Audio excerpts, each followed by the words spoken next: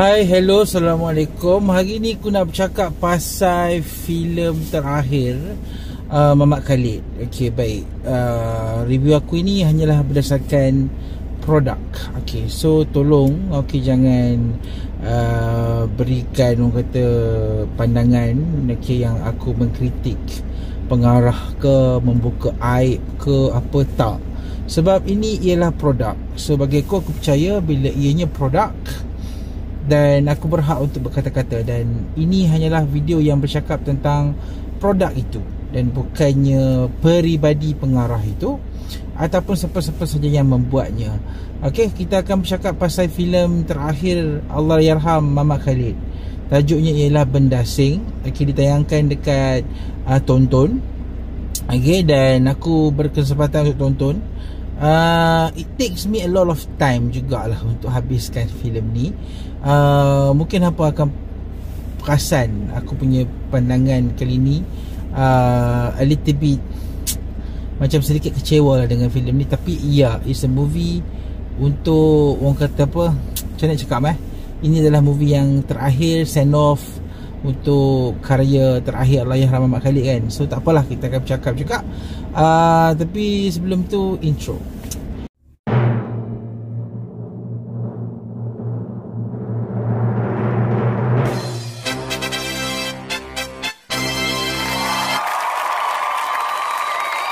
Baik, Benda Asing. Okey, filem ni ialah filem science fiction yang bagi aku nampak yang ianya diinspirasikan daripada filem-filem macam War of the World. Okey, filem-filem yang ada alien, tapi alien itu taklah begitu diutamakan, tapi lebih kepada macam mana manusia cuba adapt dengan suasana alien tersebut. So dalam filem ni di Tanjung Malim, di sarang Art Hub itu, yang kita tahu merupakan tempat lepak ataupun perusahaan restoran Allahyarham Mamat Khalid sendiri. Okay, dijadikan satu sarang lah, satu tempat berhimpunnya watak-watak utama filem ni, yang mana bagi aku a very simple one lah. Filem yang sangat simple, dilakukan dekat satu location sahaja. So penggambaran pun sekitar location sarang Art Hub tu sahaja. Dan kita dikisahkan tentang watak-watak dekat dalam tempat perlindungan tersebut, di mana dipaparkan dalam dunia filem ni, dunia telah ditakluki oleh alien yang mana membawa virus, yang akhirnya mencetuskan zombie-zombie yang beredar di sekitar sarang Art Hub tu. Baik, aku boleh katakan yang the idea itself is very good. Aku nampak yang Mamat Khalid punya vision, daripada sebelum ini kita tengok Apocalypse X. Lepas tu tak silap aku sebelum tu juga, selepas tu ada Raja Wali yang ada M. Nasir, dan kali ni ialah Benda Asing.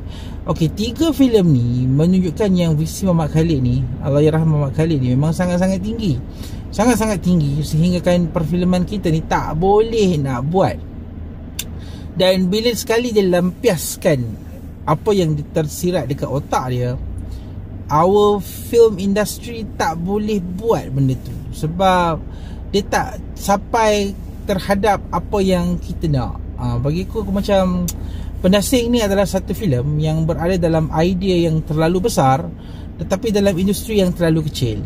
So kelemahan kita ialah how to adapt this kind of movie dalam satu visualisasi yang orang kata apa, sempurna.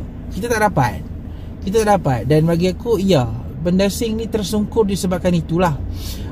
Bukan aku nak kata filem ni karya terteruk Allahyarham ke apa ke, tapi itu memang satu realiti yang kita kena terima. Benda Asing adalah karya yang bagi aku agak hampagas juga, tetapi disebabkan memikirkan yang filem ni ialah filem terakhir, filem ni bolehlah dijadikan sebagai sebuah filem yang buat kali terakhirnya kita melihat Allahyarham Mamat Khalid ni di dalam layar screen kan. So dari segi penceritaan, movie ni agak cacah merbah, haru biru, dengan setup watak-watak utama dia tu yang Bagi aku terlalu simple lah. Dia ada style Muhammad Khalid lah, tapi bagi aku watak-watak ni tak terlalu properly treated, dan sekaligus menjadikan setiap watak dalam filem ni agak flat lah. Aku tak tahu nak tengok pasal apa. Tapi aku suka satu scene ni, scene di mana arwah Muhammad Khalid ni dia bukan gaduh mulut lah, dia just berbeza pendapat tentang agama dan sains. Aku suka part tu je. Tapi yang the rest of movie is a trash lah. But aku boleh katakan walaupun filem ni agak kurang menjadi, at least kita boleh nampak lah yang filem ni adalah satu benda yang aku boleh kata a future of Malaysian cinema. Maybe bukan sekarang, bukan zaman Apocalypse X, bukan sekarang, maybe in the future 20 to 30 years in the future nanti akan ada filmmakers yang boleh buat idea seakan-akan benda asing ni dengan lebih proper, lebih kemas kan. Walaupun dalam filem ni ada aspek CGI, bagi aku CGI benda asing tu memang sangat memeningkan. Aku nak gelak juga. Aku tak tahulah, macam merebah gila. I don't know, bila aku tengok movie ni nak tengok bahagian alien tu aku tak faham dia punya ni, atau sekadar dibuat-buat alien tu berlari sana sini ke hulu ke hilir so on. Kadang-kadang aku tak tahu nak kata lah, tetapi it's kind of, aku boleh kata the tone itself is a bit boring. I'm sorry to say this. Sangat-sangat bosan, okay, dengan karakter sangat-sangat flat. Dan bagi aku idea filem ni honestly is too big, terlalu besar untuk dipikul oleh sebuah production yang simple. Dan bagi aku boleh kata, kalau kata ada production yang besar-besar, budget besar, this movie will be better. Mungkin the treatment, the character development akan jadi lebih bagus apa semua. Tapi ini adalah sebuah, bagi aku lebih sifatkan Benda Sing ni sebagai filem send off lah. Okay, sebab ini ialah filem terakhir Allahyarham, dan boleh tonton filem ni dekat tonton, okay, tetapi jangan expect too much lah. Kalau personal rate, aku boleh bagi filem ni 1 bintang sahaja. Tapi disebabkan kita nak tengok wajah-wajah ataupun kemunculan terakhir Muhammad Khalid ni, bolehlah go and layan. Okay, dan aku rasa itu sahaja. I'm sorry, okay, kalau kata review ini mengguris ke apa ke, tapi aku hanya macam aku cakap tadi, berbalik-balik kepada apa yang aku review produk filem ini, iaitu Benda Sing, dan bukannya mengata atau membuka aib orang yang dah tak ada. So tolong faham itu. So siapa-siapa yang nak tonton Benda Sing, tonton dekat aplikasi tonton. Dan aku rasa itu sahaja review ringkas aku berkenaan dengan filem Benda Sing. Kita jumpa lagi. Assalamualaikum.